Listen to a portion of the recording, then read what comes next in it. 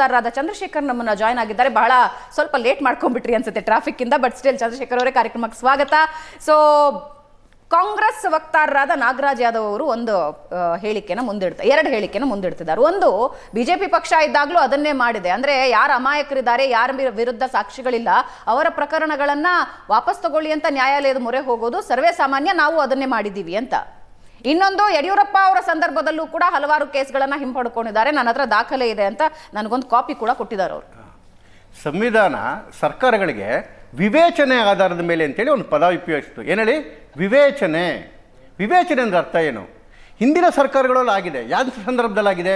ಕನ್ನಡಕ್ಕೋಸ್ಕರ ಹೋರಾಡಿದ್ರು, ರೈತರ ಹೋರಾಟಕ್ಕೆ ಹೋರಾಡಿದ್ರು, ವಿದ್ಯಾರ್ಥಿಗಳ ಹೋರಾಟಕ್ಕೆ ಹೋರಾಡಿದ್ರು, ಅಥವಾ ಏನು ಹೈಕೋರ್ಟ್ ಪೀಠದ ಹೋರಾಟಕ್ಕೆ ಹೋರಾಡಿದ್ರು, ಅಥವಾ ಕಾವೇರಿ ಹೋರಾಟಕ್ಕೆ ಹೋರಾಡಿದ್ರು. ಈ ತರದಲ್ಲಿ ಕೂತ್ಕೊಂಡ್ರಿ ಸುಮ್ಮನೆ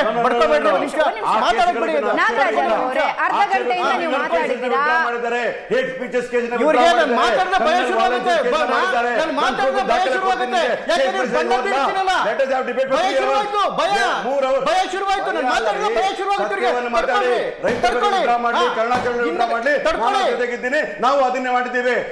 ಸೆಲೆಕ್ಟೆಡ್ ಕೇಸ್ಗಳು ಮಾಡಿದ್ದೀರಾ? ನೋಡಿ, 82 ಕೇಸ್ಗಳ ವಿಡ್ರಾ ನಾಗರಾಜ್ ಯಾದವ್ ಅವರೇ ಈಗ ಬಂದು ಕೂತಿದ್ದಾರೆ. Let him. ನೋಡಿ ಮುಂದೆ ಇಡಬೇಕು. ಒಂದ್ ನಿಮಿಷ.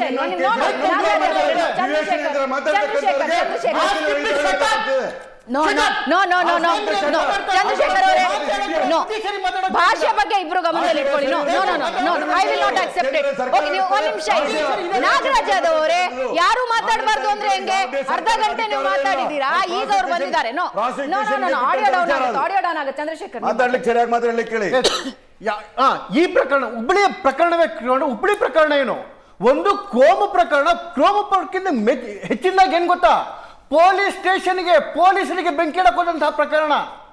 ರಿಪೋರ್ಟ್ ಕೊಟ್ಟಿರೋದು ಯಾರು ತಗೋಬೇಡಿ ಅಂತ ಹೇಳಿ ಪೊಲೀಸರೇ ಕೊಟ್ಟಿರೋದು. ಏನಂತ ಕೊಟ್ಟರು? ನಮಗೆ ನೈತಿಕತೆನೇ ಇರೋದಿಲ್ಲ, ನಮ್ಗೆ ನಮ್ಮ ಇವರಿಗೆ ಪೊಲೀಸರಿಗೆ ಹೋರಾಡೋದಕ್ಕೆ ಇವರಿಗೆ ಶಕ್ತಿನೇ ಇರೋದಿಲ್ಲ, ನಮಗೆ ಮಾನಸಿಕತೆನೇ ಇರೋದಿಲ್ಲ. ಜೊತೆಗೆ ಇವ್ರು ಯಾರಾದ್ರೂ ಈ ತರದ ಮಾನಸಿಕತೆ ಆಚೆ ಕಡೆಗೆ ಬಂದ್ರೆ ಮತ್ತೆ ಇದೇ ಕೆಲಸ ಮಾಡೇ ಮಾಡ್ತಾರೆ. ಯಾರು ಹೇಳಿದ್ದನ್ನ? Police inspector. ಹಳೆ ಹುಬ್ಬಳ್ಳಿ ರೈಜಲ್ಲಿ ಏನು ಸೂಕ್ಷ್ಮ ಪ್ರದೇಶದಲ್ಲಿಲ್ಲ, ಆ ಪೊಲೀಸ್ ಇನ್ಸ್ಪೆಕ್ಟರ್ ಹೇಳ್ದ, ಅವ್ನು ACPಗೆ ಲೆಟರ್ ಬರ್ದ, ACP ಅವರು ಕೂಡ ಆಯುಕ್ತರಿಗೆ ಲೆಟರ್ ಬರೆದ್ರು. ಪೊಲೀಸ್ ಡಿಪಾರ್ಟ್ಮೆಂಟ್ ಬಹಳ ಕ್ಲಿಯರ್ ಆಗೈತೆ. ಯಾಕೆಂದ್ರೆ it was an attack on the police station, it was an attack on the government. ಇವ್ರು ಹೇಳ್ತಾರೆ ಇಲ್ಲ ಸರ್ಕಾರ ಇವಾಗ ಹೇಳ್ತು ಅದರಲ್ಲಿ ಅಮಾಯಕರು ಇರ್ಬೋದು ಅಥವಾ ಅದರಲ್ಲಿ ಸಾಕ್ಷಿಗಳು ಇಲ್ಲದೆ ಇರ್ಬೋದು ಅಂತೇಳಿ. ಯಾರನ್ನ ತೀರ್ಮಾನ ಮಾಡಬೇಕು? ಅಮಾಯಕರು ಯಾರು, ಅಪರಾಧಿಗಳಂತ ತೀರ್ಮಾನ ಮಾಡೋರು ಯಾರು? ಇವ್ರು ತೀರ್ಮಾನ ಮಾಡ್ಬೇಕಾ? ಇವ್ರು ತೀರ್ಮಾನ ಮಾಡ್ಬೇಕಾ? ತೀರ್ಮಾನ ಮಾಡ್ಬೇಕು. ಇವ್ರು ಇಮೇಲೆ ಹೇಳ್ತಾ ಇದ್ರಲ್ಲ, ಈಗ ಪ್ಲೀಸ್ ಬಾಯಿಗೆ ಬೀಗ ಹಾಕೊಳ್ರಿ, ಮಾತಾಡಕ್ ಬಿಡಿ. ಲಾ ಅಂಡ್ ಆರ್ಡರ್ ಪ್ರಾಬ್ಲಮ್ ಆಗಲಿಕ್ಕೆ ಅವನೇ ಸರ್ಕಾರ. They are not able to control the law and order in the state of Karnataka. Case ಇರ್ಬೋದು, ಹುಬ್ಬಳ್ಳಿ ಕೇಸ್. ಯಾರು ಅಧಿಕಾರದಲ್ಲಿದ್ರು? ಯಾರು ಅಧಿಕಾರದಲ್ಲಿದ್ರು ಅಂದ್ರೆ ಈಗ ನಿಮ್ಮ ಅಧಿಕಾರದಲ್ಲಿ ನೀವೇನ್ ಮಾಡ್ತಿದ್ದೀರಾ? ಈಗ ನಿಮ್ಮ ಅಧಿಕಾರದಲ್ಲಿ ನೀವೇನ್ ಮಾಡ್ತಿದ್ದೀರಾ? ಮಾಡ್ಲಿಕ್ಕೆ ಬಿಡಲ್ಲ. ಘಟನೆ ಮಾಡ್ಲಿಕ್ಕೆ ಬಿಡ್ಲಿಲ್ಲ. ಈ ಪತ್ರಗಳ ಮೇಲೆ ಏನ್ ನಿರ್ಧಾರ ತಗೊಂಡ್ರಿ ನೀವು ಸರ್? ಈ ಪತ್ರಗಳ ಮೇಲೆ ಏನ್ ನಿರ್ಧಾರ ತಗೊಂಡಿದ್ದೀರಾ?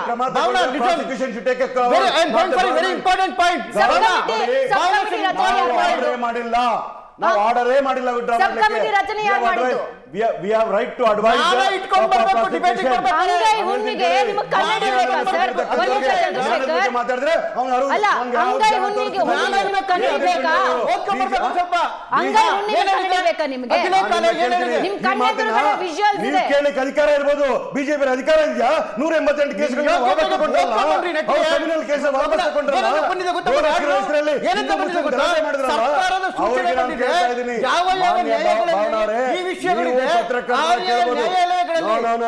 ವಾಪಸ್ ತಗೊಳ್ಳೋದಕ್ಕೆ ಕಾರ್ಯಕ್ರಮ ಕ್ರಮಗಳನ್ನು ತೆಗೆದುಕೊಳ್ಳುವುದು.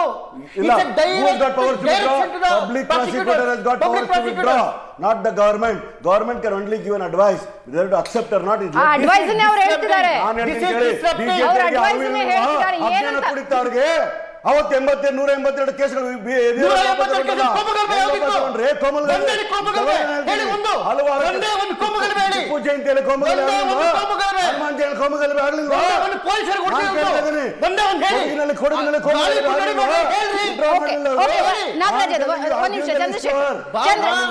ಒಂದ್ ನಿಮಿಷ ಚಂದ್ರಶೇಖರ್, ನಿಮ್ಮ ಪಾಯಿಂಟ್ ಒಂದ್ ನಿಮಿಷ. ನಾಗರಾಜ್ ಯಾದವ್ ಅವರೇ,